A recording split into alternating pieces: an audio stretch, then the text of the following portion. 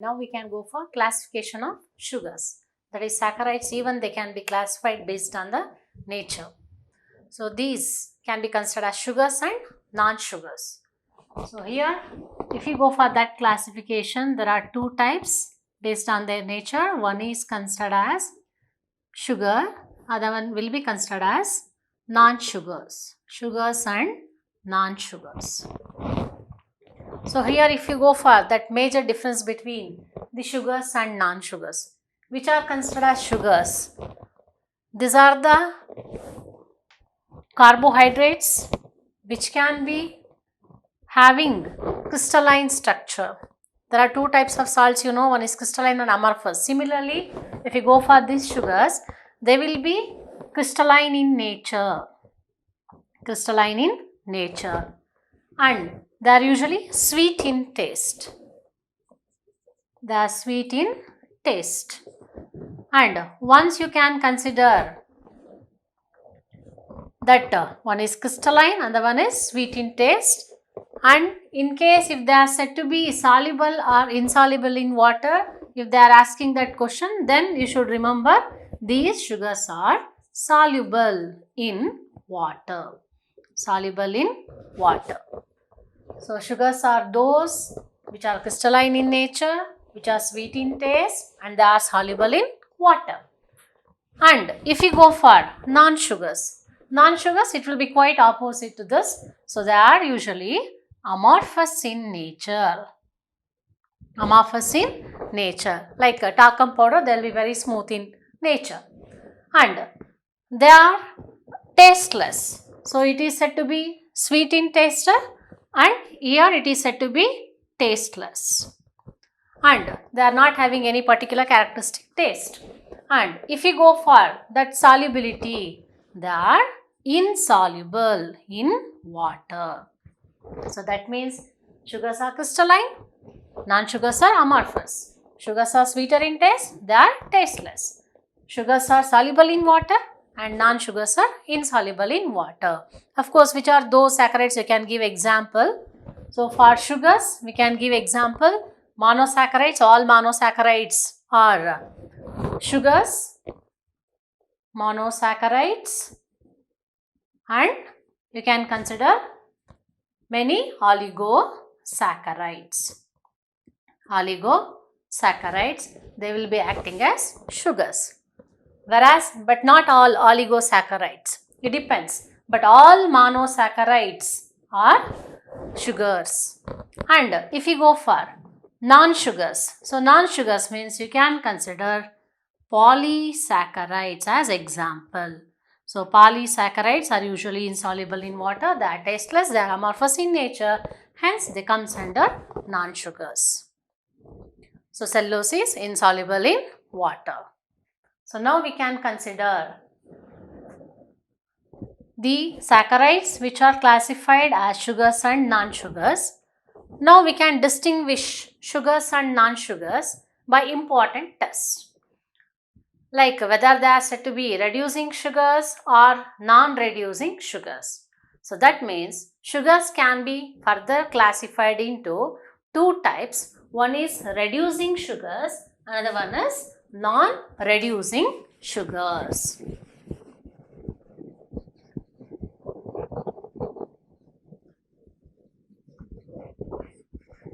So what is that main difference between reducing sugars and non-reducing sugars? So it is based on the test what we conduct with different reagents. So there are different tests which can be helping to distinguish reducing sugars with non-reducing sugars. In case they have given two test tubes for you, in the two test tubes they have given sugars. You should identify which is reducing sugar and which is non-reducing sugar. Then we can take the help of Fehling solution or Benedict solution. So now if we consider the Benedict solution or Fehling solution, so there will be positive test with respect to reducing sugars and there will be negative test with respect to non-reducing sugars. So actually if we consider the Fehling solution, it contains Fehling solution A and Fehling solution B. Whenever in the given test tube, the sugar to which when you add the Benedict solution, then if you get that color change, then it indicates that sugar is reducing sugar. Whereas if you don't get any change with other test tube, then you can call that sugar as non-reducing sugar. That means you can easily distinguish sugars, that is reducing sugars and non-reducing sugars. So one is reducing sugars, other one is non-reducing sugars. Non-reducing sugars. So in case if you say that reducing sugar, so reducing sugars, they can just give positive test with Fehling solution as well as Benedict's solution, and even you can consider one more example, that is Tollens reagent. Tollens reagent. You are going to get color change when you add Fehling solution to the reducing sugar, and even you will get color change with Benedict solution when you add to the reducing sugar. And with respect to Tollens reagent, those sugars, reducing sugars, will give silver mirror or black precipitate with respect to Tollens reagent. That means these are the very simple tests by which we can easily recognize the given sugar will be containing reducing sugar if you get positive tests with these reagents. In case the sugars which will not give any positive answer with either with the Fehling solution or with the Benedict solution, then they are said to be non-reducing sugars. Of course, we can consider the Fehling solution can be giving positive tests with respect to monosaccharide likes glucose and even fructose. Glucose and fructose. And now if we go for non-reducing sugar, we can consider one of that example, that is sucrose as the example. So here glucose contains free aldehyde group, fructose contains free carbonyl group, that is adjacent to CHOH group. That is carbon which is attached to CHOH group. To the next carbon atom, if there is aldehyde group or if there is carbonyl group, then they can easily give positive test with these reagents. In case of non-reducing sugars, those sugars which do not contain either free carbonyl group or free aldehyde group adjacent to the CHOH group, then they are said to be called as non-reducing sugars. In case if we go for sucrose actually obtained by the combination of one is glucose unit, another one is fructose unit. In that structure, you won't get free carbonyl group, or aldehyde group. Therefore, the sucrose is one of the best example for non-reducing sugar. In examination, they can raise one simple question, give an example for non-reducing sugar, then you can consider sucrose as the example. But in other way, if they ask a question like this, why sucrose is said to be non-reducing sugar, then what will be your answer? So then we have to give this answer. Since sucrose will not reduce Fehling solution or Benedict solution, it is called as non-reducing sugar. Got it? So that is regarding distinguish between reducing sugars and non-reducing sugars. So what is that reason behind that reducing property? So there should be presence of free carbonyl groups or free aldehyde group adjacent to CHOH group. Then only they can reduce this solution. In case if these free carbonyl groups or CHO groups adjacent to this CHOH group are absent, then they cannot reduce any of these solutions. Now, after learning about the classification of the sugars as reducing sugars and non-reducing sugars, now once again we can go for monosaccharides. As I told you before, monosaccharides are those which cannot be further hydrolyzed. They are said to be simpler carbohydrates, simpler saccharide units, sugar units. Now, once you consider based on the functional group, we can classify the same monosaccharides again as aldoses and ketoses. What are aldoses then? These are the monosaccharides which contains aldehydic group. Then what are ketoses? These are the monosaccharides which contains ketonic group, that is C double bond O group. So if you consider one of the example for aldoses, so which is that example you can consider? So we can go for glucose. Glucose is one of the simple example you can remember for aldoses. In case if there's an examination given example for aldoses or aldose monosaccharide unit, then you can consider that is glucose. Now, if you go for ketoses, then you can consider ketoses are those which contain free carbonyl group. One of that unit will be fructose. So, fructose, they contain one monosaccharide unit. Therefore, based on the nature of the functional group, we can simply classify monosaccharides as aldoses or ketoses. And not only they can be classified based on the nature of the functional group, but still they can also be classified based on the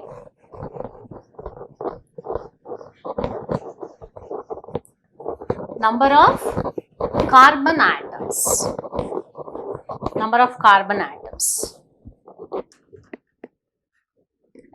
Now, these monosaccharides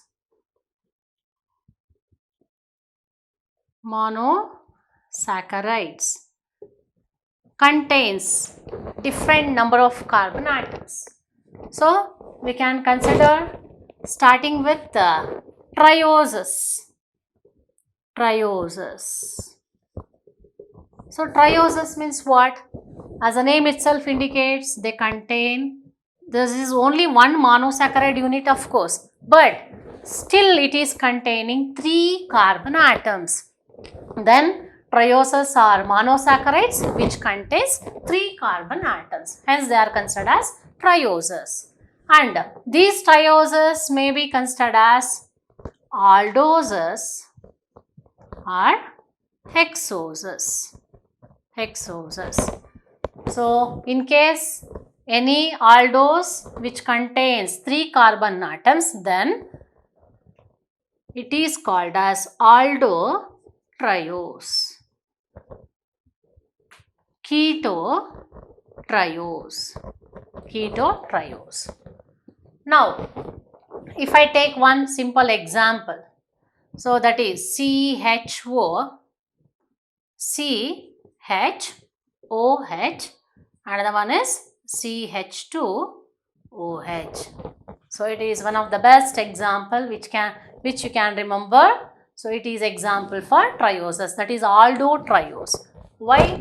Even though it is considered generally as triose, but it is specifically either it is aldose or hexose, then we can call it as aldotriose. Why it is called as aldotriose?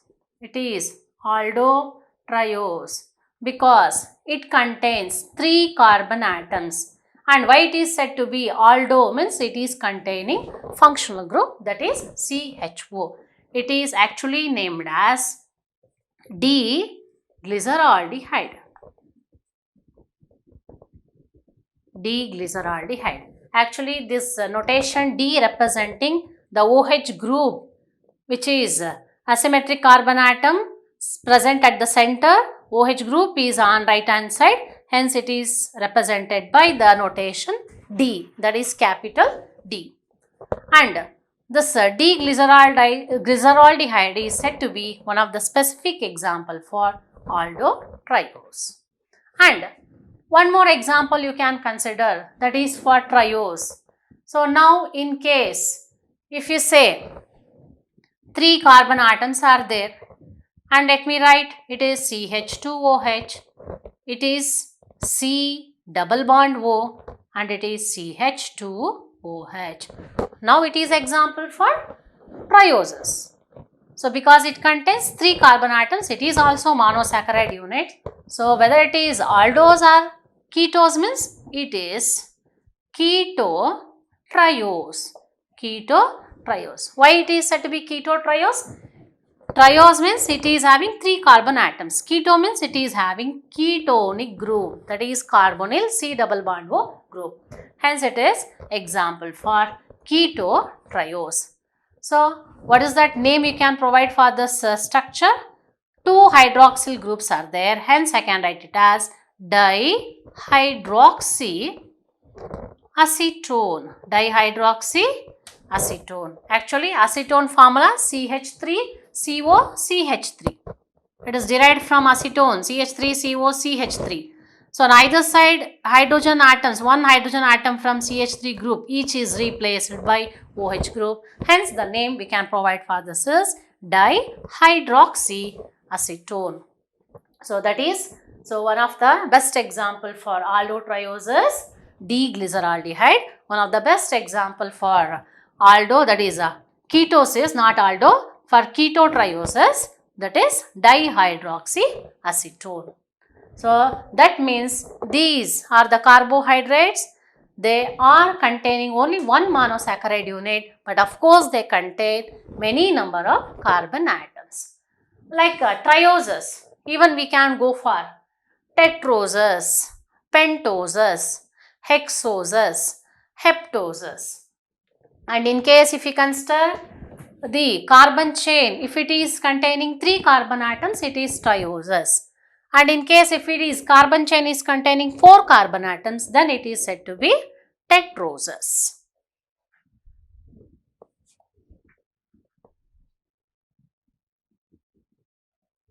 Now,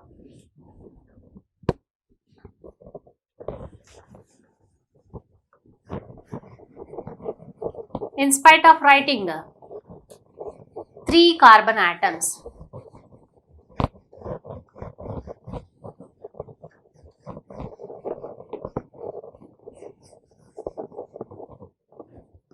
we can write, let me write 1, 2, 3, 4. So here let me write CHO, CHOH, then CHOH, and lastly CH2OH.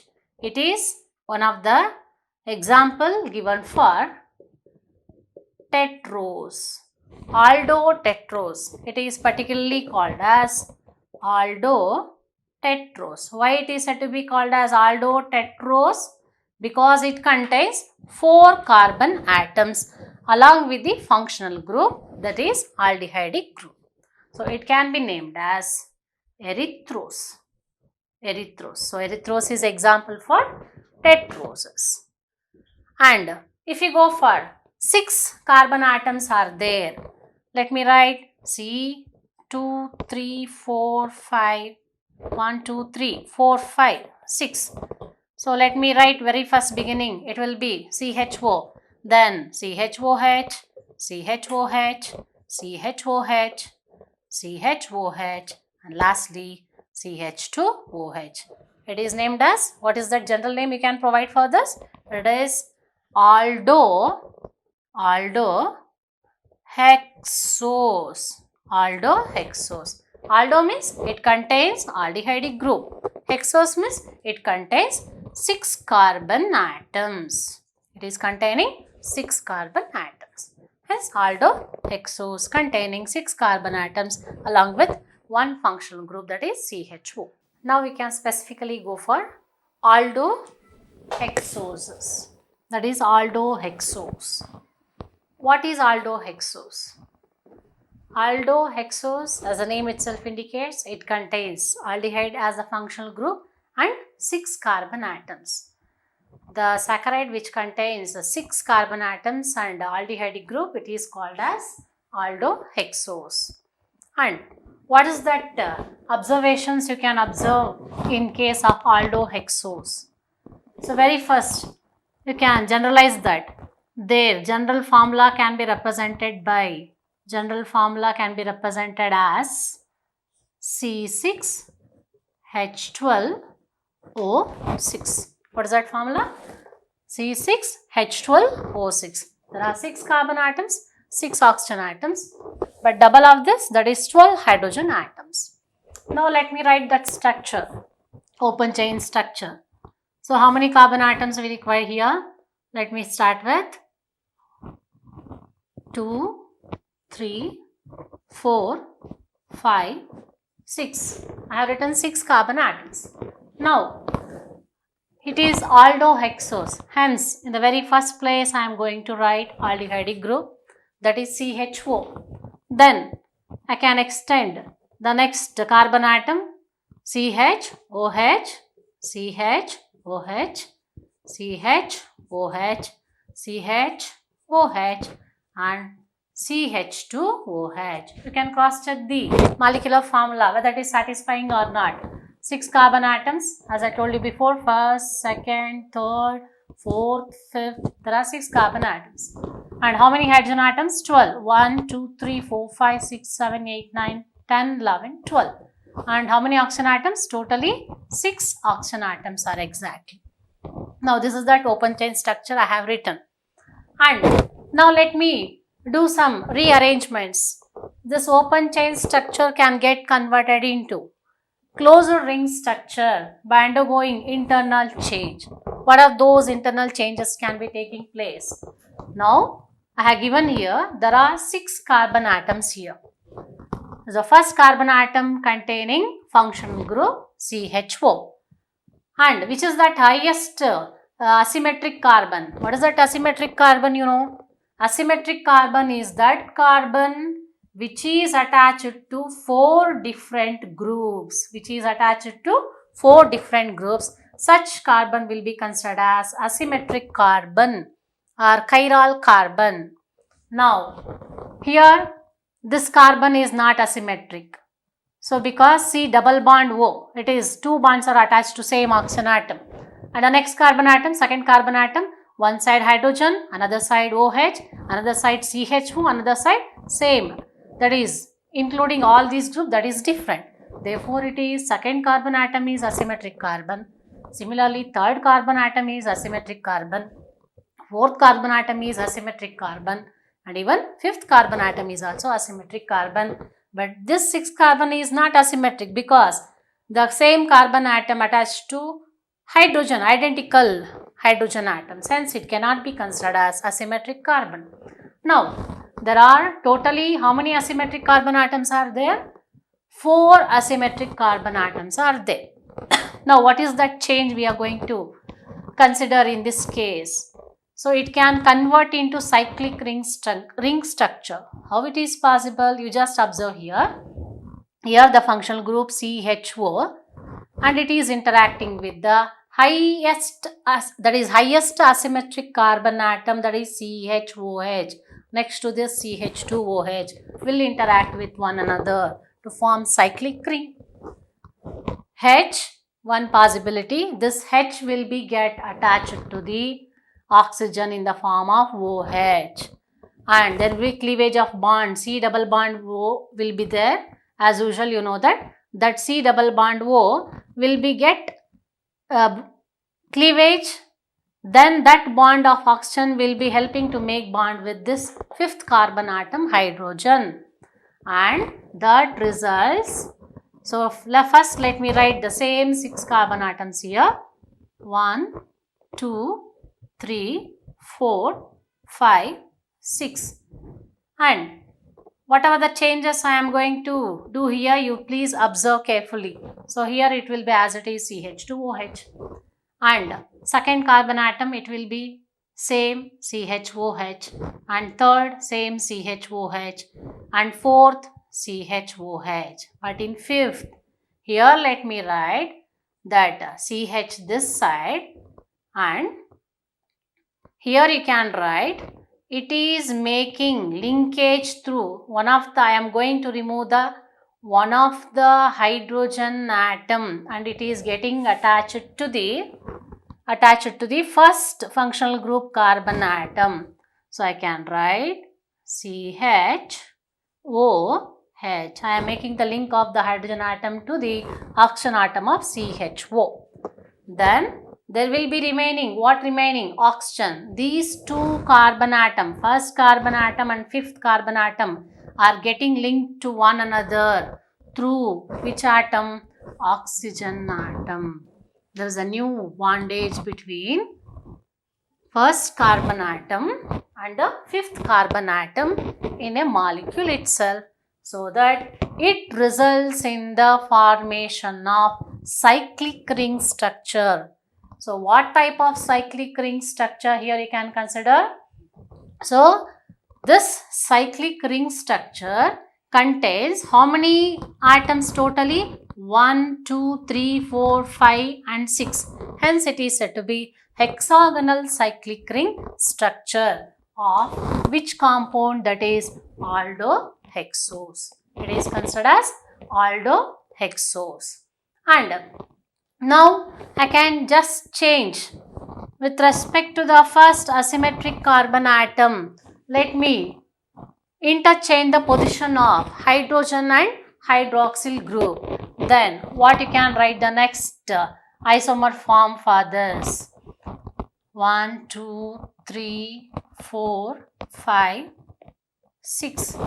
So very first, let me write in between as it is CHOH, CHOH, CHOH. 1, 2, 3 and 4. Now, once you can consider same, that is first 1, 2, 3, 4, 5. 1, 2, 3, 4, 5. So here you have to change that in the form of the same as it is given here. So H, then I can link that to the first carbon atom through the oxygen atom. But I will write hydrogen on right hand side, OH on left hand side.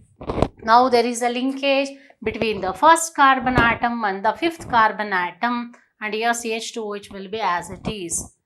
These are two isomer forms. But what is the difference between these two isomers? So in one isomer OH is on right hand side and in another isomer OH is on left hand side of the first asymmetric, that is first carbon of the aldohexose, that is belonging to the functional group which is involved in the formation of cyclic ring.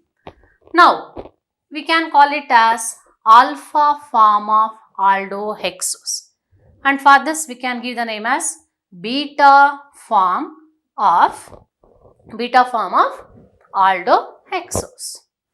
Then after observing these isomers, now let us start with the same. What is the general formula? We have given it here, C6H12O6.